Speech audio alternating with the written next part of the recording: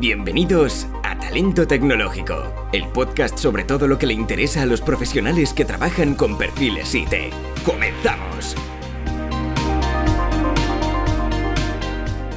Bienvenidos y bienvenidas a un nuevo episodio de Talento Tecnológico, podcast impulsado por Open Webinars, la plataforma de formación tecnológica para empresas que cuidan su talento IT. Hoy tenemos con nosotros a Ramón Romero, CEO de Be4Get, y a Adrián Castro, Education Manager en Open Webinars. Bienvenidos. Hola, Pilar. Vamos a hablar sobre el aprendizaje basado en retos y liderazgo de equipos en remotos, así que, bueno, Ramón, háblanos un poco sobre tu perfil y bienvenido a nuestro podcast. Pues nada, muchas gracias por la invitación. Mi perfil, soy facilitador en equipos en tanto presencial como en remoto. Ahora seguimos haciendo mucha más, pues por la situación actual, la fuerza en remoto. Y en estos momentos, pues lo que vamos a hablar a día de hoy, tanto el aprendizaje basado en retos como el liderazgo en remoto, es algo que hacemos en nuestro día a día y que más que nunca pues estamos implementando en las empresas, organizaciones y en los equipos de trabajo. Uh-huh. Genial. Y bueno, cuando hablas de aprendizaje basado en retos, ¿a qué te refieres exactamente? ¿Nos explicas un poco para que lo entiendan los oyentes? Sí, el aprendizaje basado en retos es una metodología que nace en el entorno de las escuelas. ¿Vale? Es un aprendizaje que, o sea, hay dos tipos de aprendizaje, el aprendizaje basado en proyectos y aprendizaje basado en retos. Entonces nosotros trabajamos con el de retos porque no sabes la solución final que te vas a encontrar. Cualquier reto tiene que tener una serie de normas, pues que dependa del equipo que lo empieza a trabajar la solución, que no implique una solución, que sea claro, concreto y conciso, pero tú empiezas a través de una metodología a buscar soluciones a ese reto sin saber cuál es el entregable final, ¿no? Y en esta época de incertidumbre, pues más que nunca, esta metodología de aprendizaje basado en retos es clave para resolver retos de las compañías que no sabemos en qué producto final deberían de acabar, ¿vale? Entonces es una metodología, nace en las escuelas y nosotros la tenemos implementado tanto en colegios como en grandes corporaciones. Uh-huh. Y bueno, esta pregunta va para los dos. ¿Cómo aplicaríais este tipo de aprendizaje en una empresa? Nosotros lo aplicamos, o sea, te lo contamos en casos reales. Nosotros trabajamos con directores de las empresas, pues desde CEOs a mandos, a cargos pues, altos, y desde ahí pues aniríamos lo que es la estrategia y los retos que afronta la compañía a día de hoy, ¿vale? Una vez que eso está claro, hacemos un llamamiento a todos los empleados de la compañía y en ese momento, no voy a decir el nombre de la compañía, pero con una de las, ahora mismo del IBEX, pues estamos trabajando con más de 300 empleados dentro de la plataforma, metidos en equipo de 5 personas, resolviendo retos reales de la compañía, aprendiendo a trabajar en remoto, aprendiendo a trabajar en colaborativo. Y al final de todo este aprendizaje, pues todo ese conocimiento lo dejamos en la nube. Tienen acceso tanto los altos cargos como los mandos intermedios y salen soluciones reales para la compañía que al final se acaban aplicando las que más impacto tienen y es una manera de estar trabajando en innovación continua dentro de la compañía. Nosotros hemos diseñado toda una plataforma para ello, tecnológica, y eso es lo que hacemos. Al final estamos acompañando a esos equipos que entran para que resuelvan estos retos de la compañía y es un caso así como muy concreto que te podemos contar. También lo aplicamos en pymes. Por ejemplo, ahora estamos en un proyecto con 10 pymes a la vez y están resolviendo un reto que tenían en común, pues están aprendiendo unos de otros, trabajando en colaborativo, pero al mismo tiempo aplicando esto en su compañía. Es una manera de trabajar en remoto eficiente, de cambiar tu mindset, de pensar de manera diferente y yo creo que a día de hoy más que nunca tenemos retos en el mundo, no tenemos soluciones concretas que sepamos. Sí, de hecho yo creo que lo importante de todo esto y sobre todo con lo que has comentado de los retos y demás es al final ir formando a personas para que sean capaces de contestar las nuevas preguntas que van surgiendo, por así decirlo, e incluso de ir haciendo nuevas preguntas, es decir, de ser capaces de decir hacia dónde hay que ir, porque esto que se dice siempre, de tener las preguntas correctas, ¿no? Para alcanzar al final algo. Pues si se le forma en digamos, este tipo de conducta educativa y empresarial, sobre todo, yo creo que lo que se va consiguiendo es un avance, ¿no? Cada vez mayor, no solamente a nivel formativo, sino a nivel cultural también de las personas con las que se trabaja. Por ejemplo, nosotros, una de las cosas que sí buscamos a la hora ya no solamente de nosotros en Open Webinar, sino cuando nosotros hacemos formación para otros sitios, lo que intentamos hacer es que esa formación aporte a la empresa no solamente el contenido teórico, sino también, o práctico, sino mucha parte de la propia investigación y más en algo como es lo técnico, que se basa mucho en la práctica y en la prueba de error, ¿no? Entonces, ser capaces de crear esa cultura, por así decirlo, de, de que la gente vaya buscando esos retos, esas preguntas y contestándolas y siendo capaces de autoimponerse, por así decirlo, otros, es decir, de imponerse otras preguntas y otros retos que hayan ido surgiendo a raíz de la formación, la verdad es que es algo bastante positivo, algo que nos hace crecer como profesionales y como personas también, al fin y al cabo. Sí, ahí Dani, o sea, muy de acuerdo en la parte de, Adrián, perdón, muy de acuerdo en la Sí, parte Adrián. de, sí, y ahora ya no me vuelve a pasar, me pasa siempre la primera vez. Pero muy de acuerdo en por ejemplo, en la parte de definir retos, nosotros es una formación que el año pasado hicimos como 100 talleres presenciales solo de esto, porque nos hemos dado cuenta el déficit que hay en definir buenos retos de la compañía. Y cuando tú defines bien retos, simplemente estás ya encontrando nuevas soluciones, ¿no? Entonces nosotros ahí lo que hacemos es, primero se definen esos primeros retos, que son grandes preguntas, si le queremos llamar también de otra manera, ¿no? Que no se puede resolver por una persona sola, pero después la gente que acaba la formación genera nuevos retos y acompaña en la plataforma a otros. O sea, al final es un modelo, está muy mal que lo diga ahora, pero es un modelo estilo virus, ¿no? O sea, No, metemos no es 200. políticamente correcto ahora, sí, sí. Claro, pero metemos 200, de ahí salen 20 como muy agentes de cambio. Esos 20 acompañan a los siguientes equipos, de ahí salen otros 20, porque, por ejemplo, nosotros tenemos validado que en las compañías hay un 10% de agentes de cambio, no hay más. Y eso lo que nos permite es detectarlo para que acompañen a los siguientes equipos. Entonces, al final de 2 años, por ejemplo, tenemos una organización que está en 70 países, llevamos con ellos año y medio y ya tienen implementado esta metodología, esta forma de trabajo y esta forma de gestionar conocimiento en 42 países, con agentes de cambio identificados. Entonces, esto es clave, efectivamente, de aprender a definir bien retos y cambiar el mindset y saber que no tienes una solución, sino que tienes que ir poco a poco, como estás hablando a nivel tecnológico, ¿no? Entendiendo primero el contexto y después implementando prueba-error constantemente para evolucionarlo y llegar a, igual que un código, llegar a tenerlo perfecto, pues igual soluciones concretas de la empresa llegar a estar siempre en ese mindset de evolución continua, ¿no? Sí, porque además, algo que he detectado yo, ya no solamente en los proyectos en los que he estado, sino también cuando me ha tocado dirigir proyectos, es que el primer paso de definir cuál es bueno, cuáles son las preguntas que hay que hacerse, realmente es más complejo. Es decir, y esto me lo he encontrado en muchas empresas también con las que he trabajado desde la parte de la formación, que había gente que quería formación, quería formar a sus técnicos, quería formarse, pero no tenía, o las preguntas que se hacían no eran las correctas, o ni siquiera ellos, cuando tú le decías, bueno, vale, ¿cuáles son vuestros retos? Ni siquiera tenían muy claro cuáles eran los retos que tenían que hacerse.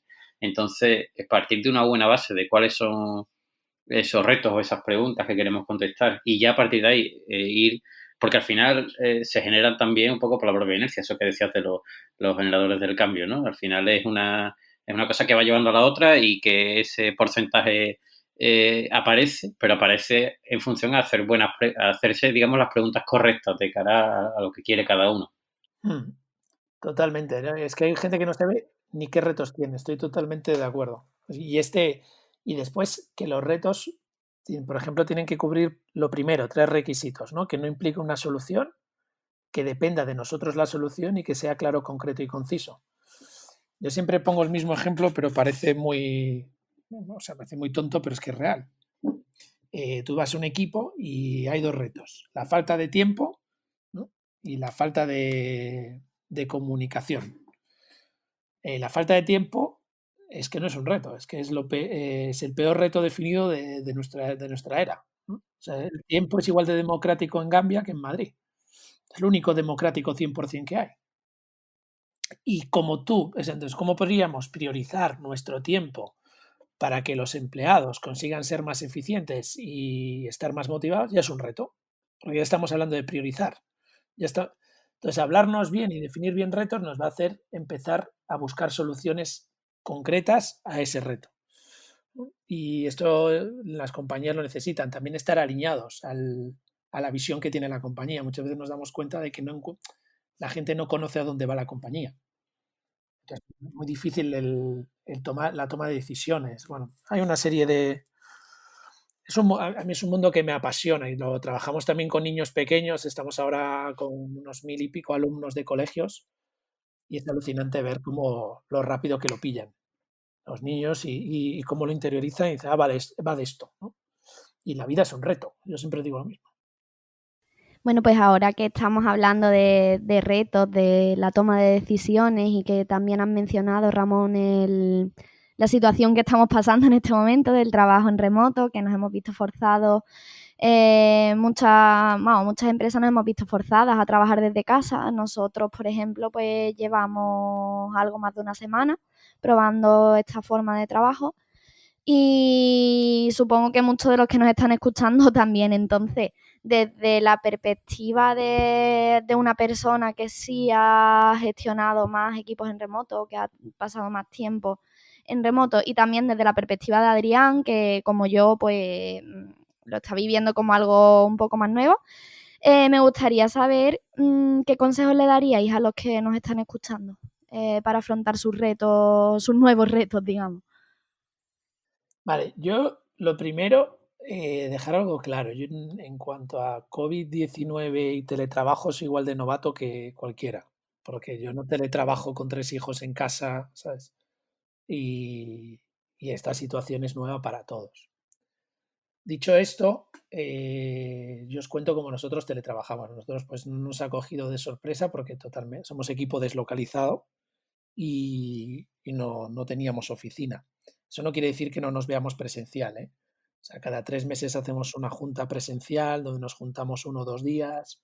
Sí que cuidamos también esa parte, pero lo otro es teletrabajo, cada uno puede estar donde quiera y para mí hay 3 cosas claves aquí. Lo primero, se necesita un método, y procesos muy definidos. Nosotros todos los días hacemos una apertura de 15 minutos donde decimos cuáles son las tareas que vamos a realizar cada uno, cómo esto nos va a ayudar a conseguir el objetivo que tenemos marcado. Esto lo ponemos en una herramienta que se llama Trello, hay varias, pero Trello para empezar es muy intuitiva. Ahí dejamos las responsabilidades individuales de cada uno del miembro del equipo.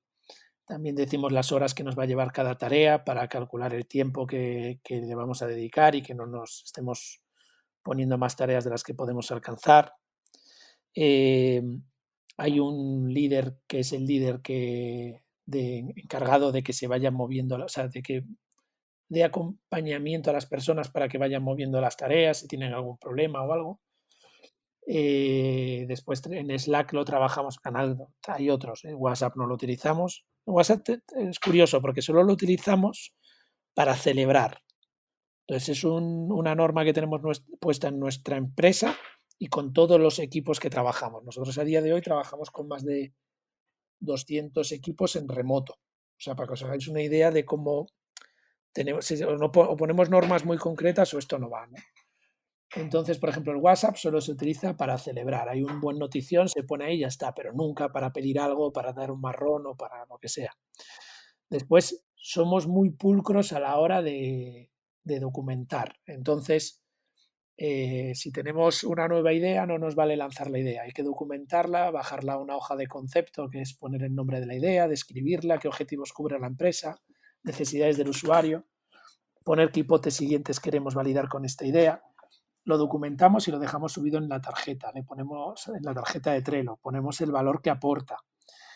O sea, es un trabajo de muchos años que nos lleva a ser eficientes, pero hay que cuidar mucho cada mínimo detalle, ¿no? Y, y esto no se consigue ahora mismo en el COVID-19. O sea, ¿por qué? Porque estamos en un momento de estrés máximo. Entonces, esto es un trabajo de años y que poco a poco vas implementando. Justo ayer arrancábamos un equipo de trabajo y lo que hacemos es coger una líder, son 12 este equipo, ¿no? Pues coger una líder y decirle, vale, ahora te acompañamos solo a ti en herramienta de Trello y en gestión de equipos en remoto y de liderazgo de equipos durante estos 15 días. Después tú, con todo lo aprendido, acompañarás a tu siguiente compañero, ¿vale? Pero es muy importante esto y sobre todo también lo que digo es documentar de manera muy eficiente y comunicarte de manera muy concreta, tanto en los grupos, si es Slack o lo que utilicemos, si es Teams o lo que sea, ¿no? Pues si es Teams utilicemos Planner, si no Trello y Slack, o Asana, no sé, da igual, la herramienta, para mí la herramienta, nada, es poco comparado con las personas que la utilizan, ¿no? Podemos tener la mejor herramienta del mundo, que si no tenemos personas que la sepan utilizar es un desastre. Entonces, para mí eso son sugerencias, pues vamos a respetar mucho más a las personas. Y yo a día de hoy lo que estoy haciendo en el equipo es preguntar cada día cómo estás, cómo ves el día, cuánto tiempo crees que tienes de máxima productividad, porque hay gente que está sola, pero hay gente que está con 3 hijos y hay gente que está cuidando a personas mayores. Entonces, a día de hoy en esta situación creo que más que nunca empatía. Y más que nunca aprendizaje basado en retos, porque tienes que entender el contexto y tienes que tener la situación del individuo para poder darle soluciones a medida, ¿no? Entonces, estos son cosas, ser muy concreto, documentar muy bien, tenerlo bien ordenado en una estructura en Drive, tener una herramienta de trabajo colaborativo estilo Trello donde vas viendo lo que están haciendo cada compañero, medir tu productividad, y debajo de todo esto está la confianza en uno mismo, la confianza en el equipo y la confianza en el entorno. Y esto carece la empresa. La empresa es un organismo que está poco vivo, suele ser un organismo bastante muerto y como ecosistema, y entonces carece de confianza desde puestos de arriba a abajo. Y esto en remoto ya se ve por 10. Entonces yo creo que ahora está siendo un gran experimento sociológico, pero no podemos hablar de remoto como ahora algo real, ¿no? Ahora estamos viviendo una crisis y en remoto sí que todo esto que he contado para mí suma. Pues un aprendizaje que nosotros hemos ido teniendo durante todos estos años. Yo la verdad es que, o sea, no puedo estar más de acuerdo con todo lo que ha dicho Ramón. Primero, en una cosa muy sencilla, es decir, esto no es trabajo en remoto, ni se le parece. Lo que estamos viviendo ahora, me refiero, con el tema del COVID-19 y demás. Segundo, si hay una empresa o alguna empresa que va a usar como termómetro para saber si implanta o no el trabajo en remoto esta experiencia, ya está cometiendo el primer error. Porque no es ni siquiera no es un buen termómetro, o sea, no es el mejor, ni siquiera es un buen termómetro, lo que quería decir. Porque es una situación totalmente anómala. Y me explico, es decir, las primeras experiencias que yo tuve con el trabajo en remoto, de hecho fueron mis primeras experiencias como desarrollador, era 100% remoto. De hecho, yo trabajaba por una empresa que estaba en Finlandia, por lo tanto, y creo que los vi una vez o un par de veces, y porque uno de los trabajadores, de mis compañeros, era español, concretamente era también de Sevilla, entonces tuve la suerte de poderlo ver en alguna ocasión. Pero a la persona, mi jefe directo, por así decirlo, por encima, pues lo veía por Skype y el resto de relaciones contractuales y demás que teníamos eran todas telemáticas. Es decir, la experiencia de trabajo en remoto, nosotros hacíamos dailies, hacíamos weekly, obviamente, de reuniones para ver qué es lo que se hacía diariamente, qué era tal, y la confianza era plena de los jefes que teníamos, de los líderes que teníamos de cada equipo en lo que estábamos haciendo, ¿no? Había que hacer no eran unos reportes, pero sí ir entregando. Nosotros teníamos en aquel entonces un sistema de control de versiones, entonces obviamente se veía claramente cuando uno subía y subía lo que estaba haciendo y había progreso. Pero claro, había una situación detrás que era la de que cuando tú echabas las horas o hacías lo que tenías que hacer ese día, esa semana, tú podías salir a la calle, hacer vida normal, hacer deporte y demás, ¿no? Entonces, digamos que no tenías una situación de estrés continuo en la que estabas encerrado en un sitio, cohabitando además con más personas, teniendo un contexto muy determinado, que es el de todo el estrés de una situación que está pasando a nivel mundial, con mucha incertidumbre y que no sabes hacia dónde va a ir y sobre todo que no sabes cuándo va a terminar esa situación. Y a todo eso se le suma el empezar de cero con lo que quiere ser una cultura de trabajar desde casa, ¿no? Entonces, claro, si ponemos todos esos ingredientes, lo que estamos haciendo ahora no tiene nada que ver con el teletrabajo ni con trabajar en remoto. Más allá de eso, consejos, pues obviamente todo lo que ha dicho Ramos, es decir, tener muy ordenado, si ya desde el teletrabajo hay que ser muy descriptivo cuando hay comunicaciones, muy pulcro cuando hay, para no tener líos y para que no se haga toda una amalgama al final de documentos que suben y vas llevando de un lado a otro sin ningún tipo de sentido. En una situación como esta hay que ser el triple o el cuádruple de meticuloso, ¿no? Porque todo al final va a depender. Una cosa que me parece que es uno de los fallos para mí el fallo más grande, que se adapta, no, obviamente no en todos los sitios y en los sitios en los que se hace, digamos, la cultura del teletrabajo está como algo más arraigada, no sucede, pero sí es verdad que en todos estos que empezamos a dar el primer paso, es uno de los fallos que yo veo por lo que oigo y lo que leo también por redes sociales y demás, y otros compañeros me comentan, es el tema del micromanagement en las empresas, que se eleva por 1000 cuando el contacto no es físico, no se ve día a día, que esto es un poco lo que ha dicho antes Ramón, el tema de la confianza.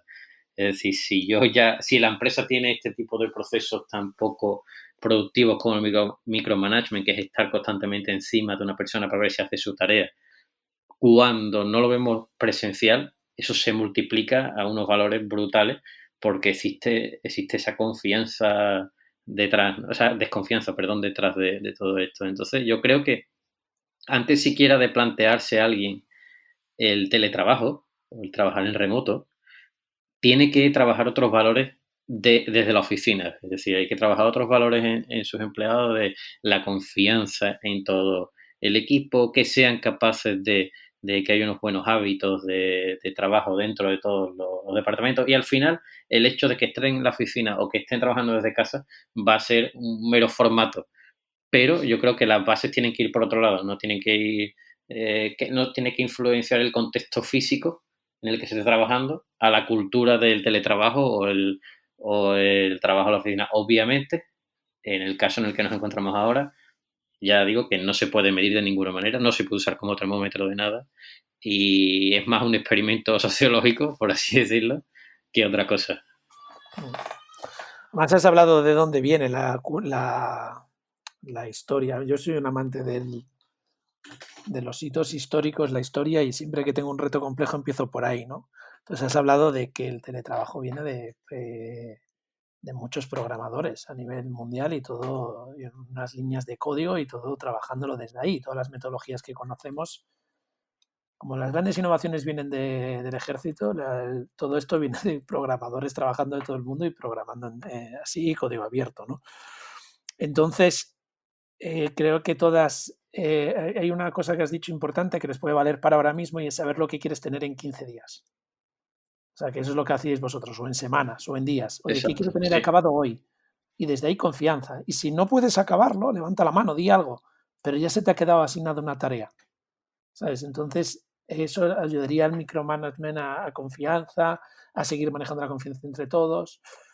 Después hay otra cosa que hemos llevado al mundo real hoy que se está notando, aparte del micromanagement, y es la reunionitis. O sea, Sí. o sea, es impresionante. Estamos haciendo las mismas reuniones, pero en online, con el 200 veces más de ineficacia. Y eso, o sea, eso es lo que genera la ansiedad a todo el mundo, ¿no? Entonces, bueno,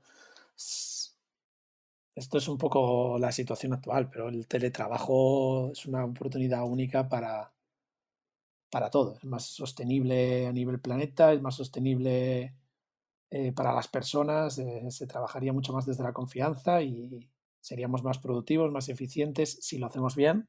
Y no digo que no nos tengamos que ver presencialmente, pero sería lo menos y esas veces presencial aprovechar para trabajar cosas más complejas, ¿no? Y hacer piña.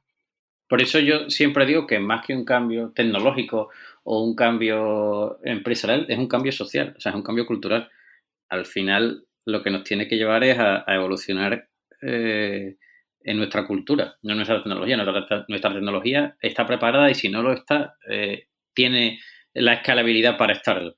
Lo que nos tenemos que preguntar nosotros mismos es si nosotros como cultura y como entes sociales tenemos esa escalabilidad para ser capaces. Yo creo que sí, y al final solo es que la gente aporte su granito de arena y entre todos se puede llegar a hacer las cosas, ¿no? Más confianza en los demás, más esfuerzo, más solidaridad, menos cultura del ego, ¿no? En este tipo de cosas. Pero yo creo que al final se termina haciendo bien las cosas y estamos en el camino, ¿no? Estamos en el camino, solo que... Has dado la clave, Adrián. Mira, para mí has dado la clave cuando has dicho lo de la individualidad, ¿no? La conciencia individual, la responsabilidad individual. El trabajo cooperativo tiene dos partes. Una interdependencia positiva, que es poner el bien común por encima del individual, y muy seguido la responsabilidad individual.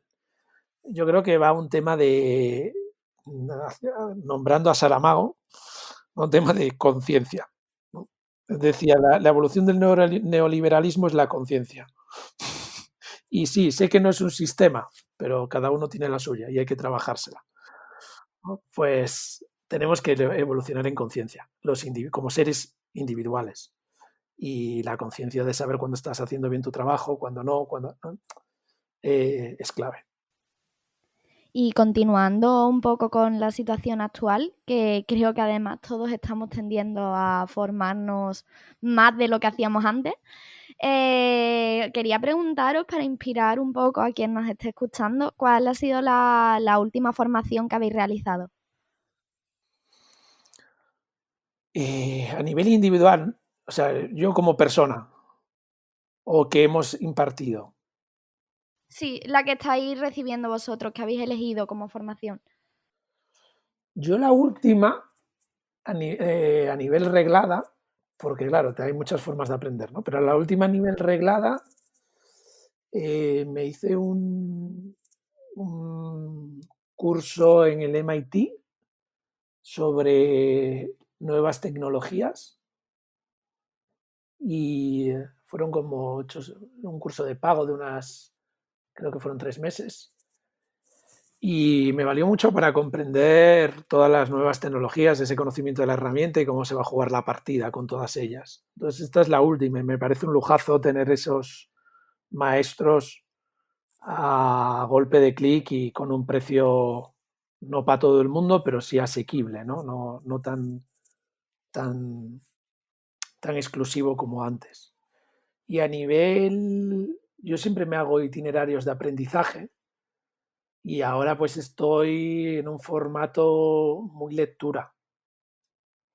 Entonces te podría decir así como últimos libros también que me han valido mucho de formación. El último de Taleb, el concepto de antifrágil, me parece un libro para leer y aprender del mundo en el que estamos y de verdad quién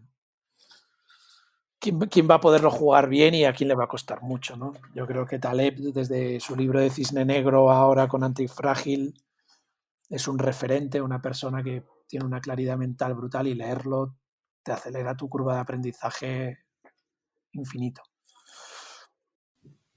Muchas gracias. Y Adri, ¿tú nos recomiendas algo? Pues mira, yo lo último que he estado viendo y leyendo, bueno, hice un curso de Design Thinking y todo el tema un poco de lo que es el diseño. A mí me gusta muchísimo el diseño y el diseño de las cosas. O sea, no solamente por lo que podemos aplicar como al UX y UI, ¿no? Y demás, sino el por qué se hacen las cosas o por qué el diseño bien, por así decirlo, ¿no? Por qué las cosas tienen un significado y por qué están diseñadas como están diseñadas. Entonces, estos días estoy aprovechando, porque una de las cosas que no quiero hacer es sobreformarme. Y es que se me entiende bien la palabra con sobreformación, es decir, no me quiero obsesionar con que ahora que tengo más tiempo voy a formarme más, ¿no? Intento llevar un ritmo de vida normal, si no estuviese todo el día metido en casa, aunque lo esté. Entonces lo que intento hacer es dedicarle las mismas horas mentales que le dedicaba a la formación, quizás es verdad que un poco más, pero tampoco en exceso, ¿no?